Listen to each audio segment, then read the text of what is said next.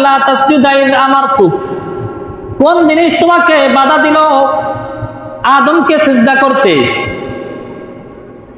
ফেরেশতাদের সামনে দাঁড়ায় বলতেছে ক্বালা আনা খায়রুম মিন, আমি তাদের থেকে শ্রেষ্ঠ।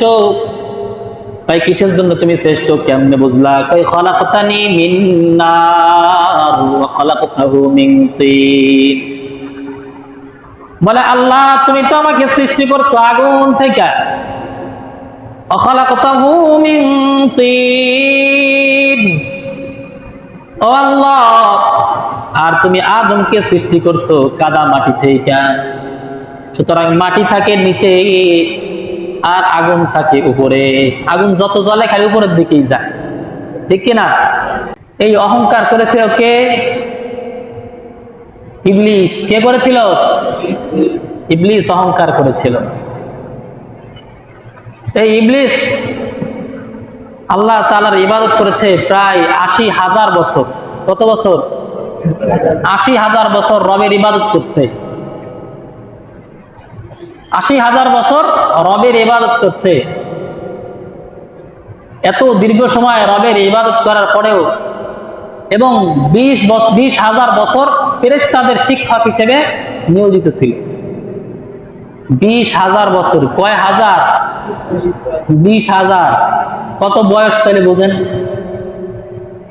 ২০,০০০ বছর ফেরেশতাদের শিক্ষকতা করছে, মুআল্লিম ছিল ফেরেশতাদের। আল্লাহ তাআলার আরশকেই সে তওয়াফ করছে 14 বছর। 14 বছর আরশকে তওয়াফ করছে, 14 বছর আরশ। তো তার মধ্যে কতটুকু ইবাদত ছিল, কত ইবাদত তার মধ্যে ছিল, তার তো সামান্য একটু অহংকার করাটা স্বাভাবিক কি? হ্যাঁ, অস্বাভাবিক কিছু তো আল্লাহ। কিন্তু আল্লাহ তাআলা তো এটা পছন্দ করে না। আল্লাহ তাআলা কি করে না? অহংকার পছন্দ করে না আল্লাহ।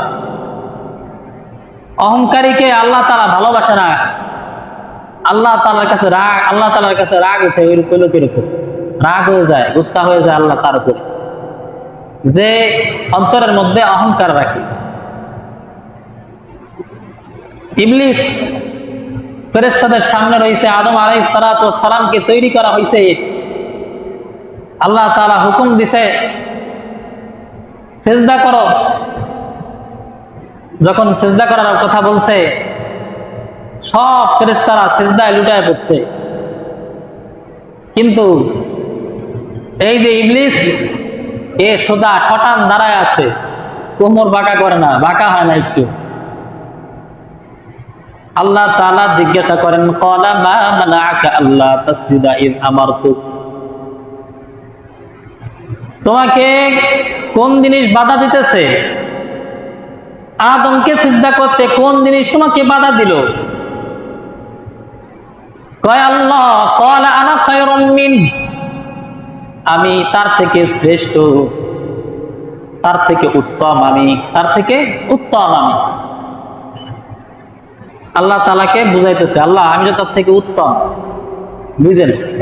বাস এই যে ক্বালা আনা খায়রুম মিন, তার থেকে আমি উত্তম, এতটুকু কথার কারণে আল্লাহ তাআলা তাকে জান্নাত থেকে তাড়ায় দিলেন।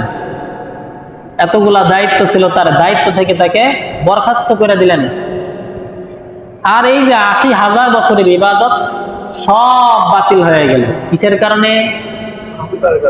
অহংকারের কারণে। একটাই বিষয় একটা, বাতিল করলো কতগুলো আমল দেখেন। আর এই অহংকারের কারণে আরো অন্যান্য গুনাহগুলা বৃদ্ধি পায়। বলে কেমনে?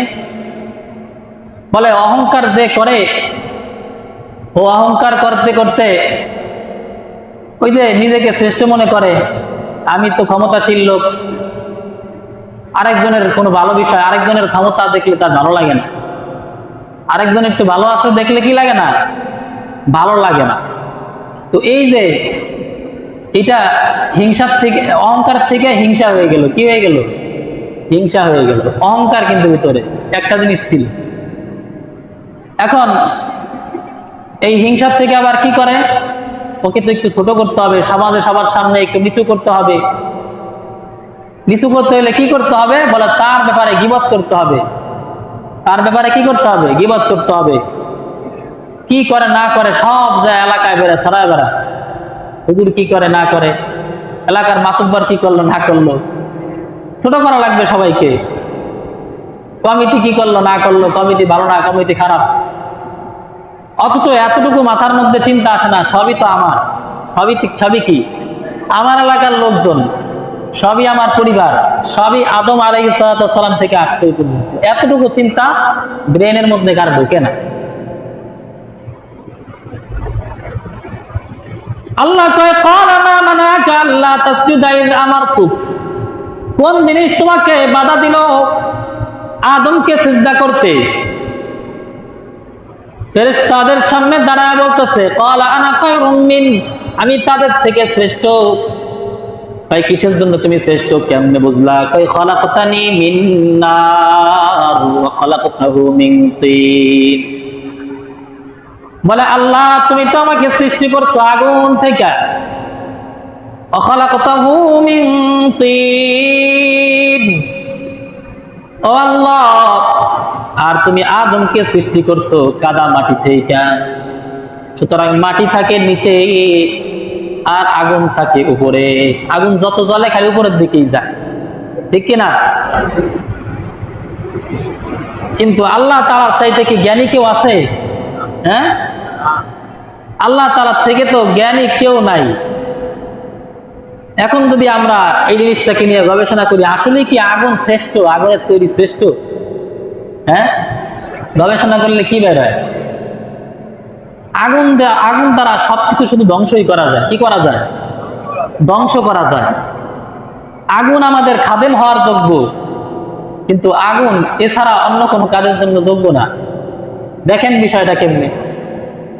এই যে মাটি, এই মাটি থেকে আল্লাহ তাআলা আমাদেরকে তৈরি করছে, সমস্ত পয়গম্বরকে আল্লাহ তাআলা এই মাটি থেকে তৈরি করছে, সমস্ত ওলি বুজুর্গদেরকে এই মাটি থেকে আল্লাহ তাআলা তৈরি করছে।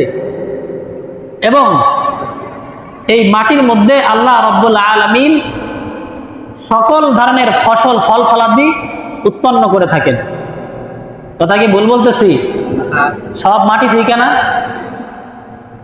লাউ কিসের থেকে হয়? লাউ গাছ মাটির থেকে হয়। এখন লাউ ফিরে নিয়ে আসলাম, রান্না করতে গেলে আগুন দরকার। তাহলে আগুনটা আমার রান্না করার জন্য কি হলো? খাদেম। কি হলো? কি হলো আগুন? কথা বলেন, আগুন কি হইলো আমার? খাদেম। খাদেম, খাদেম ছিলেন না? আমার সেবা যত্ন করে, আমার প্রয়োজনীয় কাজকর্ম গুলা করে দেন। আমার প্রয়োজন হলো রান্না করা, খাওয়া দাওয়া। আমার প্রয়োজন হলো খাওয়া দাওয়া করা, তো আমি সব ফল ফলাদি কিনে নিয়ে আসলাম, হ্যাঁ, কাটলাম আমি নিজে।